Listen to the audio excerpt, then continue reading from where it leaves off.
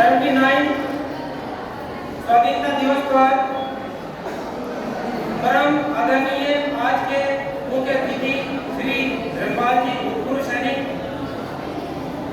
इनके साथ आए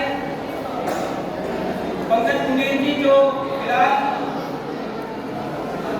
सैनिक की ड्यूटी निभा रहे हैं, अंकुश कुंडीर जी तथा भूतपूर्व सैनिक दिनेश कुमार जी,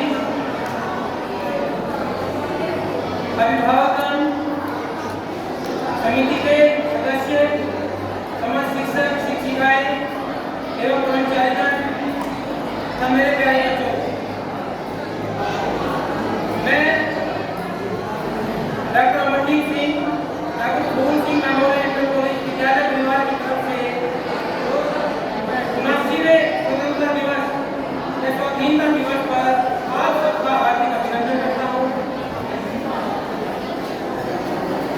तथा तहे दिल से उस परमपिता परमेश्वर से भी हार्दिक अभिनंदन करता हूँ जिन्होंने आज मुझे आप सबके सामने खड़े होकर अपने विचार व्यक्त करने का गौरव प्रदान किया। आज भारतवासी खुली हवा में जो सांस ले पा रहे हैं, आजादी का जश्न मना रहे हैं, इसके पीछे हर उस वीर योद्धा की, उस वीर सपूत की बलिदान की गाथा छिपी है जिन्होंने एकजुट होकर आंदोलन करके अपने खून की नदियां बहाई, अपनी जान न्यौछावर करते हुए खून की होली खेली और अपने लक्ष्य की प्राप्ति के लिए अड़े रहे, जिनके अपना सर्वस्व न्यौछावर करने के फलस्वरूप परिणाम स्वरूप आज हम खुली हवा में सांस ले पा रहे हैं। प्यारे बच्चों, अंग्रेजों द्वारा लगभग 200 वर्षों तक हर भारतीय की छाती पर किए जाने वाले दादाओं की जंजीरों का विध्वंस करते हुए 15 अगस्त 1947 को सोने की चिड़िया कहे जाने वाले देश को आजाद कराया। इनके बलिदान, त्याग और देश के प्रति मन मिटने वाले जज्बे को किसी ने शब्दों में लिखा है, मैं उन शब्दों को अपने शब्दों में व्यक्त करता हूँ। क्या समझोगे तुम इस युग में प्राण गंवाने का डर क्या था? क्या समझोगे तुम इस दौर में अंग्रेजों की प्रताड़ना का स्तर क्या था? क्या देखा है तुमने वो रातों रात में गाँव का घर जाना? क्या देखा है तुमने मासूम बच्चों का भूख से मर जाना? कहने को तो धरती अपनी थी, कहने को तो धरती अपनी थी, पर भोजन का ना एक निवाला अपना था। सूरज तो उगता था हर दिन, सूरज तो उगता था हर दिन, पर हर घर में अंधियारा था। बैसाखी का पर्व मनाने हर घर से जो दीपक निकले थे, लौट न पाए अपने घर को जो देश बचाने निकले थे। आप इन पंक्तियों से स्वतंत्रता संग्राम सेनानियों के त्याग और बलिदान को समझ सकते हैं, जिनकी प्राणों की बलि देकर के उन्होंने हमारे देश को आजाद कराया। यानी बच्चों, आजादी से लेकर आज तक विकास की राह पर हमारा देश आगे बढ़ रहा है। 15 अगस्त 1947 को दो देशों का विभाजन हुआ था। पाकिस्तान अपना स्वाधीनता दिवस 14 अगस्त को मनाता है और हिंदुस्तान अपना स्वाधीनता दिवस 15 अगस्त को मनाता है। देश का विभाजन तो हुआ, लेकिन ये एक असमान विभाजन था।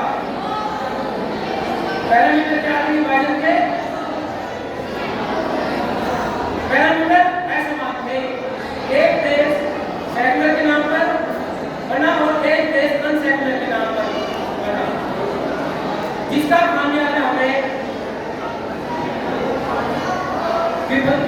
जिसका विभाजन दिवस के रूप में हम याद करते हैं उसके रूप में मिला। प्यारे बच्चों, लगभग 10 लाख लोगों को अपने प्राणों की बलि देनी पड़ी और लगभग 1.5 करोड़ लोग विस्थापित हुए, जिन्हें अपना घर बार परिवार अपना संपत्ति सब कुछ छोड़ करके विस्थापित होकर दूसरे देश में जाकर बसना पड़ा। आजादी से लेकर आज तक हम प्रत्येक क्षेत्र में, चाहे वो शिक्षा का स्तर हो, राजनीति का स्तर हो, सार्वजनिक स्तर पर या फिर तकनीकी स्तर पर निरंतर प्रगति कर रहे हैं। जबकि हमारा पड़ोसी देश में सेक्युलर के नाम पर अलग हुआ था, वो आज भी उन्नति के नाम पर जीरो है। जैसा था आज भी ऐसा ही है। ये प्रगति निरंतर यूं ही चलती रहे। हमारी युवा पीढ़ी को जागरूक रहने की जरूरत है।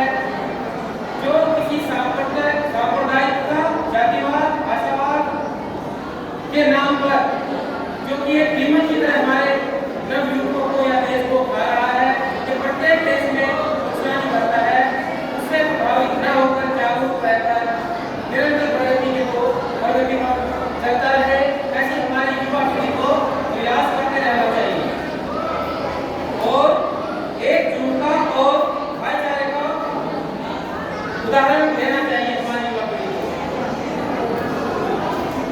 हमारा देश सोने की चिड़िया था, सोना की चिड़िया है तो सोने की चिड़िया रहेगा।